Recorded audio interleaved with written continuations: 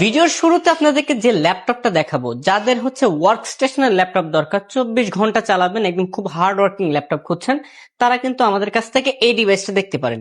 যারা ন্যানো বেজেলের মধ্যে একটু জেনারেশন আপডেট চাচ্ছেন, সব ধরনের কাজ করার জন্য একটা পারফরমেন্সের জন্য একটা ল্যাপটপ চাচ্ছেন, তারা কিন্তু এই ডিভাইসটা দেখতে পারেন। 14.1 ইঞ্চি এফএসডি ডিসপ্লে, পাশাপাশি আপনারা ব্যাকলাইট কিবোর্ড, মেটাল বোর্ড একটা ল্যাপটপ পেয়ে যাবেন। আর ল্যাপটপটার মডেল কিন্তু হবে এইচপি জেডবুক সিরিজের ফায়ারফ্লাই 14G7 মডেল। এটাতে আপনি পেয়ে যাবেন 16 জিবি র্যাম, পাশাপাশি চাইলে কিন্তু আপনারা 64 জিবি পর্যন্ত র্যাম আপডেট করতে পারবেন। পাশাপাশি এটাতে 256 জিবি এনভিএমই এসএসডি আছে, চাইলে 512 1TB এসএসডি কিন্তু আপনি লাগাইতে পারবেন।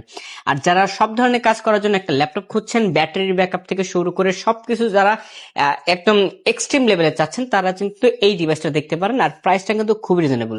নর্মালি এই টাইপের ল্যাপটপ কিনতে গেলে, ওয়ার্ক স্টেশনের ল্যাপটপ কিনতে গেলে আপনাদেরকে 45 থেকে 50 হাজার টাকা পর্যন্ত লাগতে পারে, বাট আমাদের কাছ থেকে কিন্তু আপনারা এই ডিভাইসটা পেয়ে যাবেন মাত্র 40,990 টাকায়।